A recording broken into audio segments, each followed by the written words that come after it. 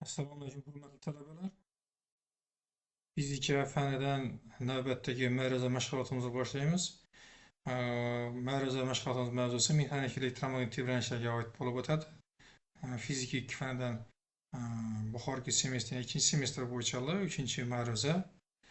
Ma'ruza mashg'ulotini olib boruvchi Komiljon Sharipovich Bobojonov, fizika matematika fanlari bo'yicha falsafa doktori.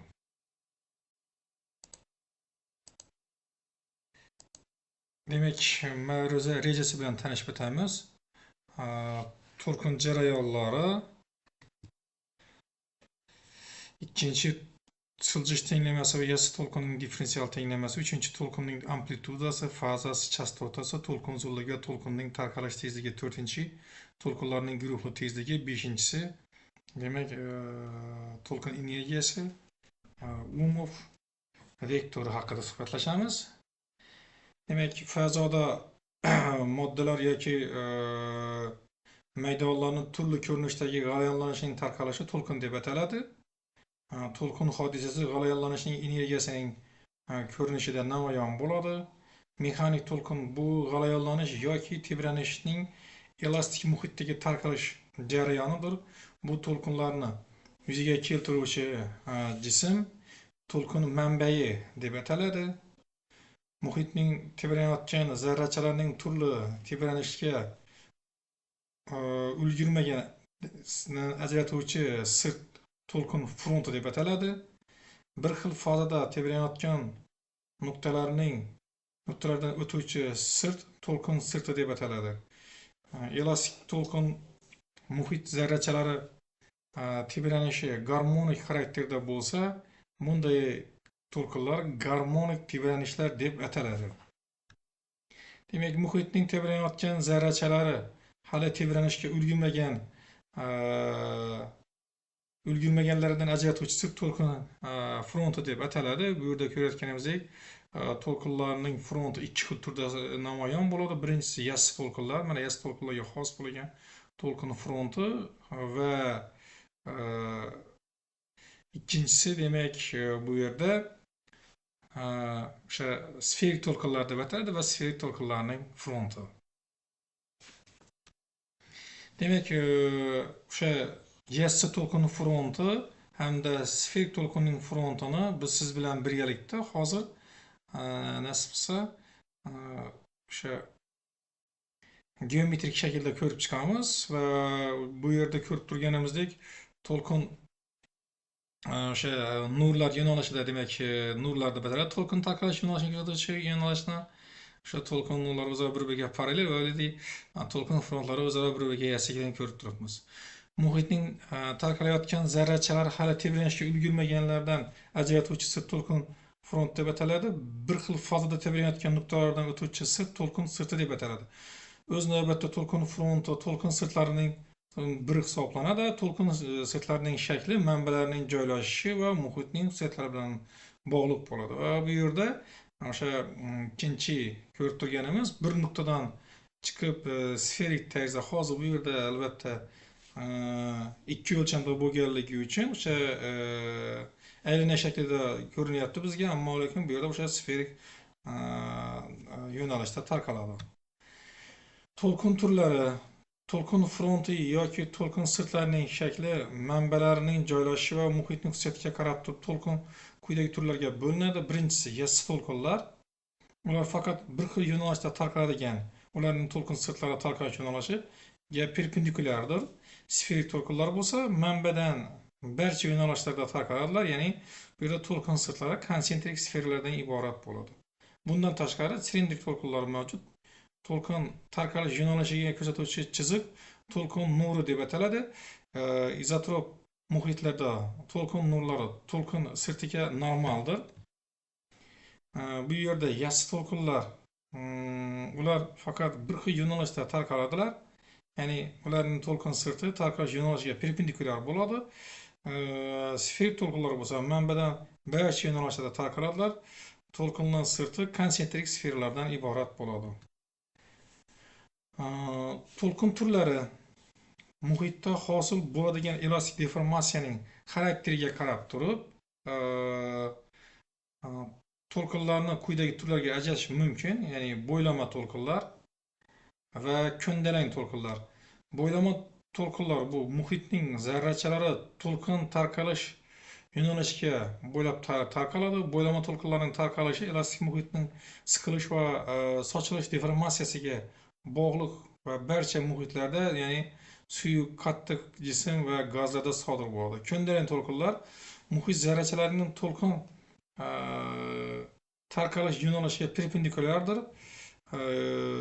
Yo'nalishda tarqalib tebranadilar, ya'ni ko'ndalang to'lqinlarning tarqalishi siljish deformatsiyasiga bog'liq bo'ladi va u faqat qattiq jismlarda kuzatiladi. Demak, ko'rayotganimiz bu bo'ylama to'lqinlar, bu tebranish yo'nalishi bilan tarqalish yo'nalishi bir xil bo'lgan to'lqinlar. Ya'ni o'shani yana bir marta aytib o'tadigan bo'lsak, bo'ylama to'lqinlarda muhitning zarrachalari to'lqin tarqalish yo'nalishi bo'ylab tarqaladi.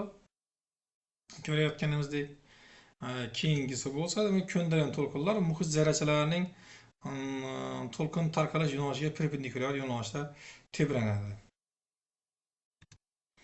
Bo'ylama to'lqinlarni tarqalish tezligi hisoblash formulasi V teng ildiz ostida, demak, kvadrat ildiz ostida Y bo'lingan ρ dan iborat. Bu yerda Y yung modul deb ataladi, ρ bo'lsa elastik muhitning zichligi. Ko'ndalang to'lqinlarning tarqalish tezligining hisoblash formulasi va ko'ndalang kvadrat ildiz ostida J bo'lingan ρ ga teng bo'ladi. Bu yerda J siljish moduli deb ataladi. Yung moduli siljish modulidan katta bo'lgani uchun, demak, ya'ni Y katta Jdan bo'lganligi uchun bo'ylama to'lqinlar tezligi ko'ndalang to'lqinlar tezligidan kattadir. Ya'ni u bo'ylama to'lqin ko'ndalang to'lqinning tezligidan kattadir. Demak, to'lqinning tenglamasi muhit zarrachalarining muvozanat holatdan siljishi to'lqin jarayonining xarakteristikasi hisoblanadi. Siljishning vaqtga va koordinataga bog'liqligi to'lqinning tenglamasi deb ataladi. To'lqin manbai koordinatasi O nuqtada bo'lganda muhit zarrachalari quyidagi garmonik qonun bo'yicha tebranadilar. Ya'ni bu yerda psi teng A sinus omega plus phi, bu yerda A omega phi tebranishlarning amplitudasi, siklik chastotasi va boshlang'ich fazasidir.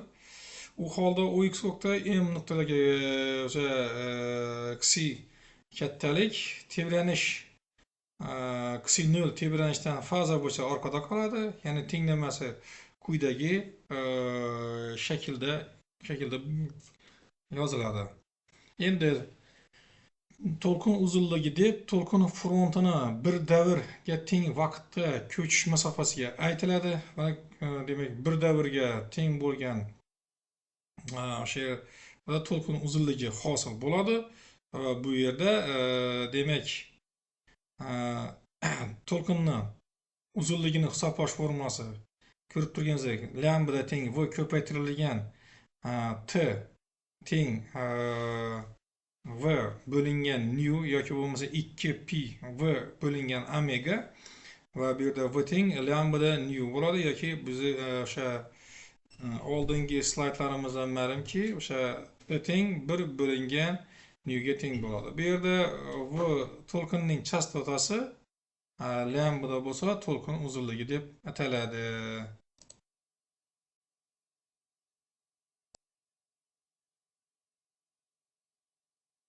Demak,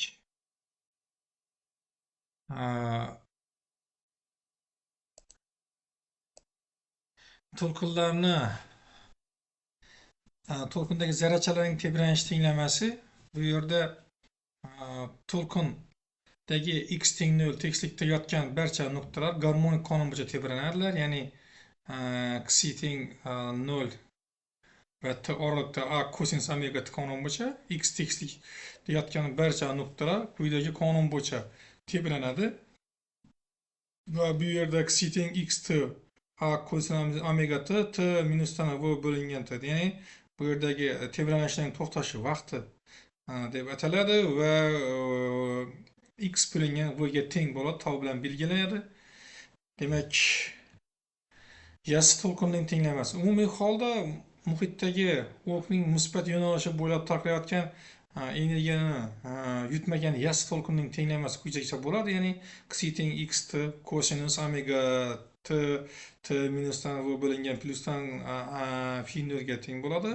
Bu yerda a to'lqinning amplitudasi, omega siklik chastota, fi boshlang'ich faza, omega t minusdan x bo'lingan v plyusdan fi bo'lsa, yassi to'lqinning fazasi deb ataladi. Demak, K to'lqin sonini inobatga olgan holda yassi chopar to'lqinning tenglamasi quyidagi ko'rinishga ega bo'ladi. Va bu yerda eksponensial ko'rinishda yassi to'lqinning tenglamasini yozishimiz mumkin bo'ladi. Bu yerda K bo'lsa, to'lqin soni deb ataladi. Sferik to'lqinning tenglamasi. Sferik to'lqinning tebranish amplitudasi yassi to'lqinning amplitudasidan farqli. Masofa oshishi bilan quyidagi qonun bo'yicha kamayib boradi. Ya'ni bir bo'lingan r. Bu yerda r to'lqinni markazdan muhitdagi kuzatilayotgan nuqtagacha bo'lgan masofa beradi. To'lqinning fazali tezligi tushunchasi bor. Demak, sinusoidal to'lqinlarning tarqalish tezligi fazaviy tezlik deb ataladi. U fazaning tebranayotgan qiymatiga mos keladigan to'lqin sirtining ko'chish tezligini bildiradi va muhit mexanik xususiyatlarga ega bo'ladi va bunda v teng dx bo'lingan dt, ya'ni o'sha fazali tezligi omega bo'lingan k ga teng bo'ladi. To'lqin tezligini to'lqin fazasining tarqalish tezligidir. To'lqinlarning guruhli tezligi. Amalda doimo to'lqinlar guruhiga duch kelamiz, ya'ni real to'lqin yaqin chastotaga ega bo'lgan ko'p sonli sinusoidal to'lqinlarning ustma tushganini to'lqin paketidan iborat bo'ladi. Bu to'lqin paketining tarqalish tezligi guruhli tezlik deb ataladi va guruhli tezlik quyidagi u teng dx bo'lingan dt yoki d omega bo'lingan dk formulasi bilan aniqlanadi.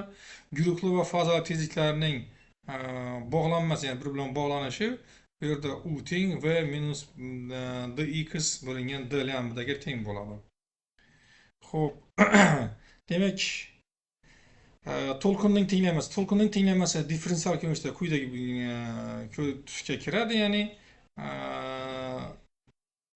bu yerda o'sha d kvadrat xi d bo'lingan dx plus d kvadrat xi bo'lingan dy kvadrat plus d kvadrat xi bo'lingan dz va bu d bo'lingan v kvadrat bo'lingan d kvadrat xi bo'lingan dt ni beradi. Yoki bu yerdagi o'sha hammasining o'zgarishlari d xi delta xi teng 1 bo'lingan v kvadrat d kvadrat xi bo'lingan dt ga teng bo'ladi. Berilgan differensial tenglamaning yechimi yassi va sferik to'lqinning tenglamasini beradi va u Laplace operatoriga muvofiq hisoblanadi.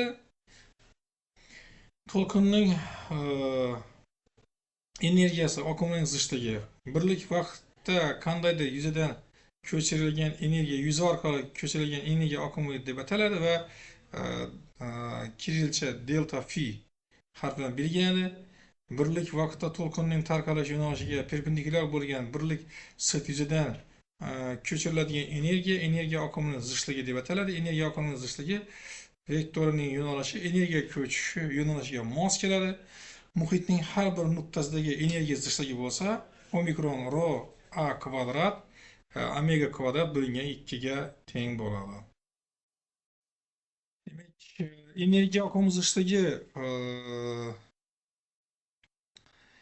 vektor umov vektori deb ataladi. Bu yerda energiya oqimining zichligi j bilan belgilanadi. Bu delta bo'lingan s perpendikulyar delta t, ya'ni o'shada oqim bo'lsa, bu yerda deltaga bo'lgan delta t ga teng bo'ladi va energiya oqimi zichligini formulasini bu yerdan olib kelib joylashtirib topadigan bo'lsak, delta e uchun quyidagi tenglamani hosil qilamiz va bu yerda j vektor omikron ko'paytirilgan v, ya'ni umov vektori beradi. Umov vektorning o'rtacha qiymati j vektor teng omikron ko'paytirilgan v, ya'ni 1 bo'lingan 2 rho a kvadrat o'sha rho a kvadrat omega kvadrat v ni beradi. Ya'ni o'sha birlik nimadan o'sha yuzadan yoki o'tayotgan oqimni bildiradi. Demak, xulosa qilib bu yerda shuni aytishimiz mumkinki, xulosa qilib energiya ko'chishi mutlaq jihatdan energiya oqim zichligi vektori bilan xarakterlanadi. Bu vektorning yo'nalishi energiya tarqalishi yo'nalishi bilan mos tushadi. Uning moduli birlik vaqtda to'lqinga perpendikulyar joylashgan birlik yuzidan ko'chilayotgan energiyaga tengdir va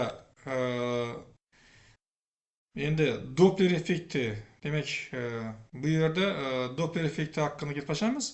Doppler effekti deb tebranish manbai va qabul qiluvchi qurilmaning bir-biriga nisbatan harakatda qabul qiluvchi qurilmaning tebranish chastotasining o'zgarishiga aytiladi. Bu yerda ekranlaringizda ko'rib turgandek, demak, harakatlanayotgan paytda o'sha avtomobil harakatlanayotgan bo'lsa, o'zidan tovush to'lqinlarini chiqaradi va bu tovush to'lqinlari uni harakat yo'nalishidagiga nisbatan boshqacharoq chastota bilan uni harakatiga teskari bo'lgan eshituvchiga nisbatan boshqacha chastota bilan eshitiladi. Agar u tinch turgan bo'lsa, har ikkala kuzatuvchiga nisbatan, mana bu yerdagi kuzatuvchiga nisbatan, demak, pastda holat ko'rinib turibdi.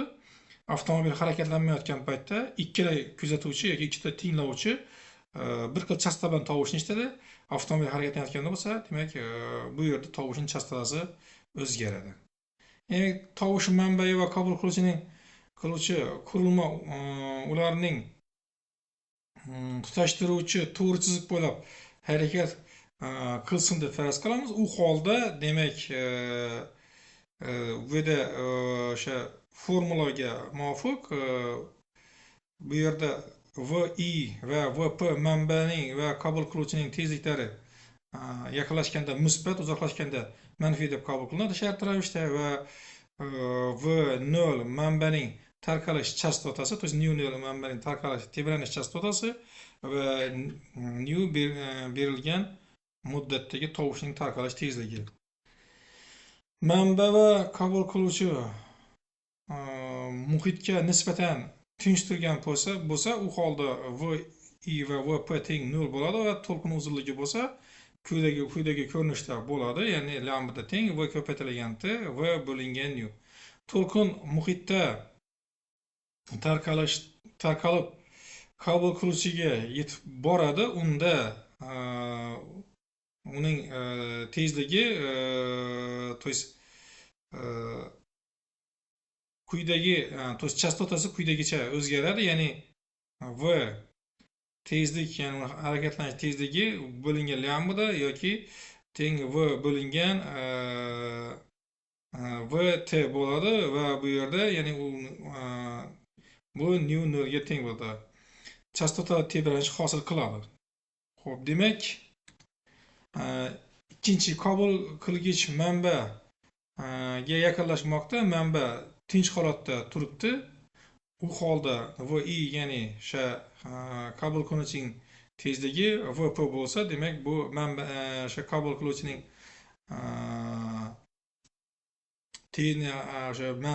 tovush manbaining tezligi, to'lqinning tarqalish tezligi o'zgarmaydi. Natijada chastota nu teng V plyusdan VP bo'lingan lambda bo'ladi yoki V plus VP bo'lingan VT ko'rinishda bo'ladi va bu yerda shu yerdan chastota bilan davr teskari proporsional bo'lganligi uchun o'sha chastotaning o'zgarishi bo'yicha quyidagi tenglamani hosil qilamiz.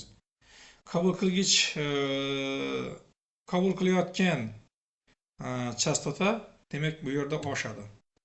Demak, uchinchi, demak, manba qabul qilgichga yaqinlashayotgan bo'lsa, qabul qilgich tinch turibdi deb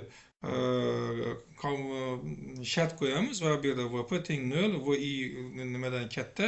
U holda qabul qilgich, ya'ni tovushni qabul qiluvchini qabul qilayotgan chastotasi oshadi, ya'ni nu teng V bo'lingan lambda shtrix yoki v bo'lingan v minusdan v it va bu yerda davrni chastotaga nisbatan teskari proporsional degan quyidagi tenglamani hosil qilamiz. Demak, 4-chi qabul qilgich va manba bir-biriga nisbatan harakatlanmoqda. Unda qabul qilgich qabul qilayotgan chastotasi a, qabul qilgich va manba bir-biriga qarab harakatlanayotganda, ya'ni yaqinlashayotganda manfiy ishora olinadi quyidagi formulada.